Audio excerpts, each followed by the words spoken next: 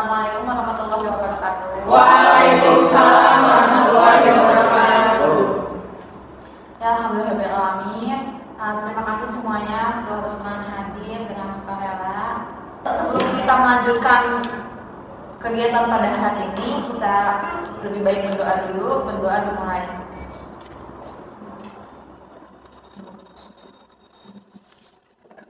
Ya, perkenalkan nama saya Nida sebagai pimpinan kelompok. Kalian yaitu anggota kelompok. Nah, boleh di Perkenalkan saya Riza sebagai anggota. Saya lagi Pak. Lydia. Saya juga. Saya Adi Ustaz. Ada yang tahu nggak kita mau ngapain? Enggak. Kita ini mau konseling kelompok. Ada yang tahu nggak konseling kelompok kita apa?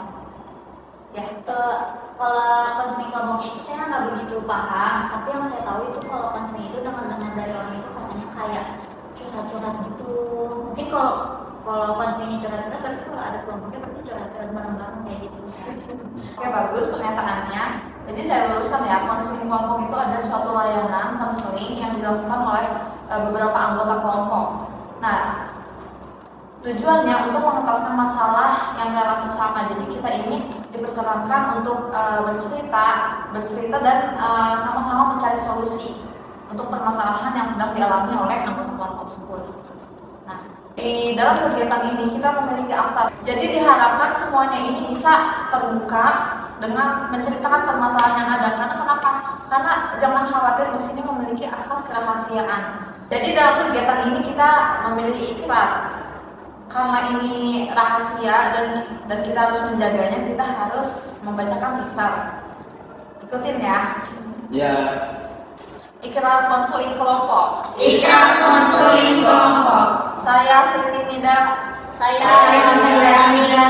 Dengan ini menyatakan bahwa saya sanggup Menyampaikan bahwa saya sanggup menerima, menyimpan, menjaga dan memelihara dan merahasiakan segala data dan keterangan yang saya terima baik dari klien atau dari siapapun juga, yaitu data atau keterangan yang tidak boleh dan tidak layak diketahui oleh orang lain. Nah, sekarang kan kita sudah berjanji, jadi harus ditepati ya. Oke, selanjutnya udah pada siap belum? Sudah. Ya Kak, kita Dan. selesaikan dulu. Kita mulai ya. Siapa yang ingin menceritakan apa yang terjadi hari ini atau permasalahan yang mengganggu kehidupan sehari-hari? Silakan. Jadi di akhir-akhir ini tuh saya suka merasa kayak bingung sama perasaan saya sendiri.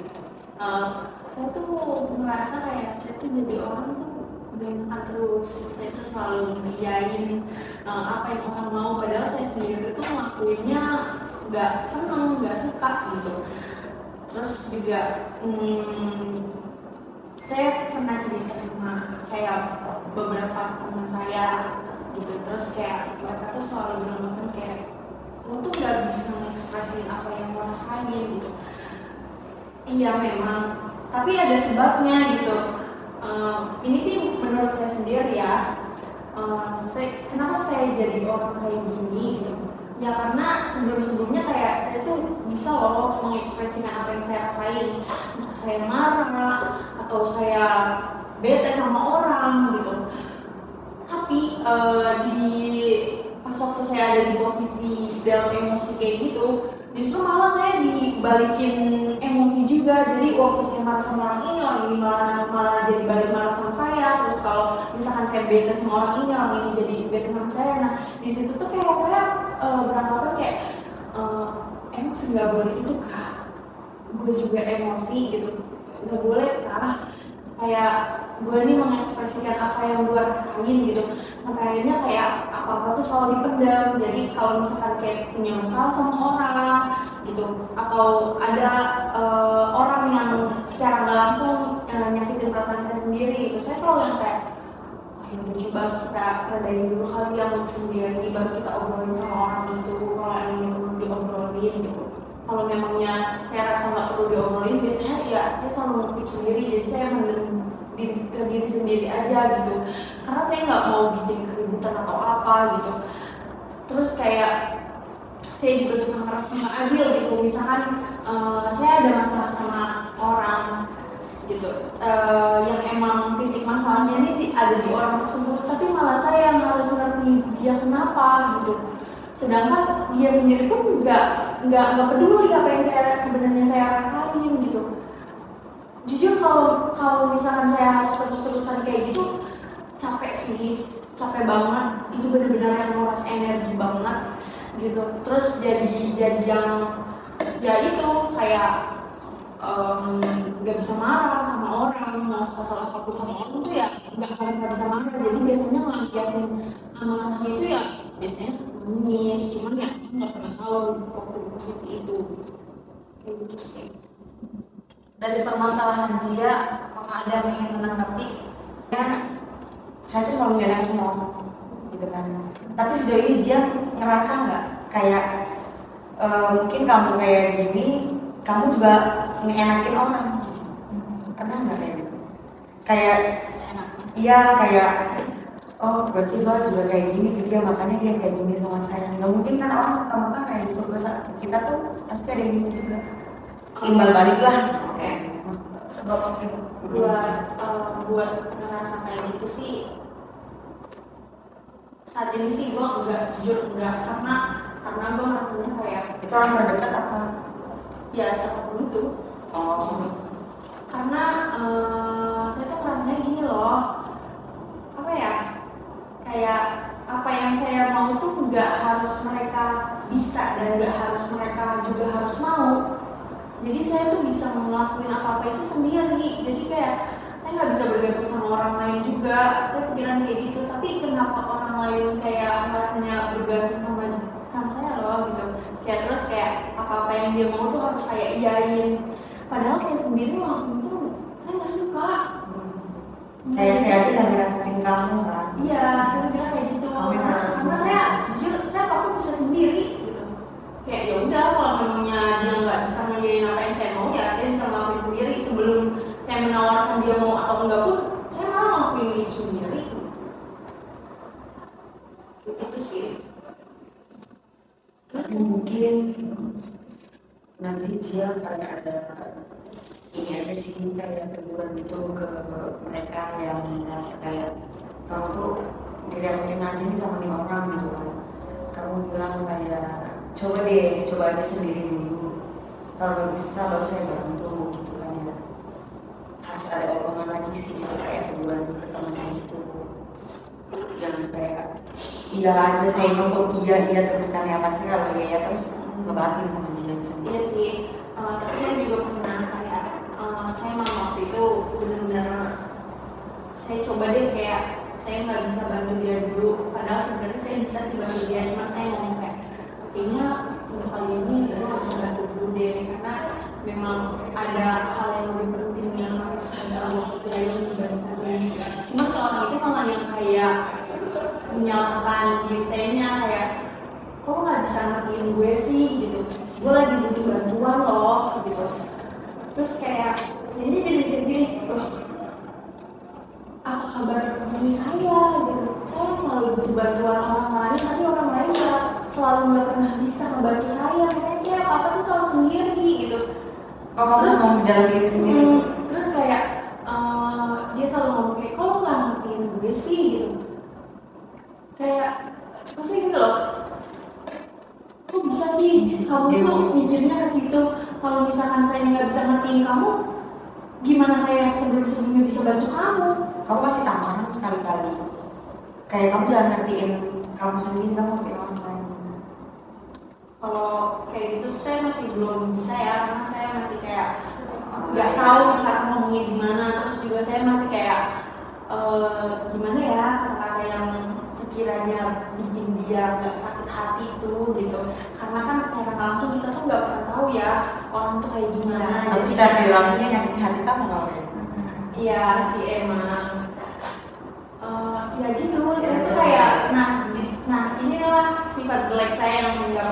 bilang dari dulu, jadi saya tuh selalu kayak berpikir sama kamu saya sendiri sama ini harus berantakan gitu. Jadi kayak ya udah, orang lain taunya saya biasa aja, kayak seneng aja, padahal yang sebenarnya saya kayak gitu. Jadi kayak udah kayak pas lagi capek aja ya udah sendiri aja. Jadi pas emangnya lagi sama orang ya yang ya udah dampaknya ya mau kayak aja lagi kayak nggak ada masalah.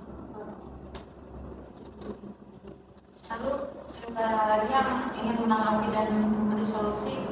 Saya ingin bertanya, setelah dia membantu orang itu kan ya, yang katanya tadi nggak mau jadi mau kan, terus kan abis itu energinya terkuras abis ya kalau setelah saya yain aja orang gitu. Terus itu kayak kalau kita yang sama diri sendiri itu apa? Kayak apa jalan-jalan, apa beli makanan? Oh enggak, biasanya kayak misalkan itu kan benar-benar merasa gitu banget ya, terus kayak sampai yang benar-benar sampai banget sampai kayak nangis kah apa? Iya, biasanya kayak rasanya itu gitu loh. Udah seru banget nih ternyata kayak kita selalu kayak gini sama orang lain tuh nggak kayak gini kita. Mungkin menurut beberapa orang kita egois kalau kayak gitu. Cuman kan mereka juga nggak pernah tahu apa yang kita rasain sebenarnya apa gitu. Jadi biasanya saya cuman yang kayak nangis sih enggak, cuman kayak yang bener-bener rencana energinya tuh kayak ya udah tidur aja di kamar, bener-bener kayak berhari-hari sampai diajak ngobrol sama orang itu enggak gitu. Jadi saya tuh selalu kalau misalkan lagi posisi ngerjakan kayak gitu tuh saya selalu menghindari buat ngobrol sama orang kayak ini kan contoh ya, kayak saya diajak ngobrol sama ibu saya pun kayak saya langsung kayak misalnya ibu saya nanya aja deh gitu kayak gini. Saya pasti jawabnya nggak tahu karena itu salah satu jawaban yang bikin percakapan tuh langsung putus gitu. Jadi ibu saya nggak akan pernah nanya lagi gitu. Jadi ya udah, saya keluar kamar tuh cuma mandi, ambil makan, keluar lagi, udah kayak gitu doang. Soalnya udah saya diam aja di kamar, nggak ngajak ngobrol siapapun, nggak mau ngobrol sama siapapun. Diajak keluar pun sama teman-teman saya tuh kayak saya nggak bisa lagi keluar deh nih kali ini gitu. Saya benar-benar capek banget, kayaknya udah capek lagi, nggak bisa ketemu sama orang dulu. Kayak gitu. Dari yang saya dapat, kalau misalkan saya ngalamin kayak gitu juga kan nggak baik juga sih. Sendiri yang saya harus udah ada di kamar. Cuman ya itu salah satu cara saya supaya saya ngerasa feeling saya tuh lebih baik. Gitu. Jadi kan itu sudah mengganggu waktu sehari-hari kamu hingga kamu tidak mau berinteraksi dengan orang-orang lain. Nah, ada nggak sih kira-kira solusi yang bisa kita cari bareng-bareng nih? Karena solusi ya dari masalah J itu tanggapan saya sih, dari masalah yang J itu ya biar orang nggak terus enaknya kan aja ngerasa orang terus enak terus ya. Ada beberapa orang yang emang ngerasa seenaknya gitu, biar orang itu nggak terus-terusan merasa keenakan sama dia gitu. Coba kita mulai dari diri kita, gimana caranya kita bisa berdiri di kaki kita sendiri tanpa melibatkan yang emang orang-orang yang selalu terus bahasa kasarnya gini loh, bahasa kasarnya dia tuh memanfaatkan kita kan kayak gitu. Nah, gimana caranya kita bisa berdiri di diri kita sendiri? Kalau ya mungkin ini ekstrem ya, kalau menurut saya itu ya solusinya kita jauhin orang yang kayak gitu. Kenapa? Karena sifatnya orang kayak gitu tuh bisa jadi penyakit buat diri kita kayak gitu. Karena itu bisa merusak mental kita kayak gitu. Ya dari fisik juga, kalau misalkan emang bantuan yang dia minta itu selalu misalkan tentang fisik, tenaga itu bisa juga membebani fisik kita gitu, bisa jadi sakit fisik gitu. Kalau mungkin itu cara atau solusi dari saya, mungkin itu cukup ekstrem, tapi kalau menurut saya kalau misalkan ada susah kayak gitu mungkin kita butuh kayak gitu. siapa yang ingin memberi solusi dan menanggapi permasalahan dari dia? Silakan Opa. Kalau misalnya dari saya sendiri, kalau misalnya dari saran saya sih,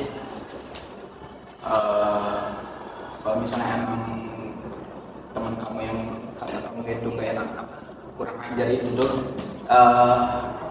memang misalnya dapat gitu, lebih dapat dari teman-teman kamu, ya bicarain, komunikasiin, karena ya emang udah dekat gitu, misalnya sahabat gitu. Tapi sahabat meskipun sahabat tapi sifatnya kayak gitu ya dibicarain, dikomunikasikan. Ya karena hubungannya udah dekat gitu, ya udah sih gitu, udah dekat ini nggak bisa langsung putus gitu. Ada yang ingin menanggapi lagi? Ingin menanggapi ya dari permasalahan dia tadi tentang orang yang gak enakan. Terus gimana sih cara kita biar gak ngomong enggak gitu.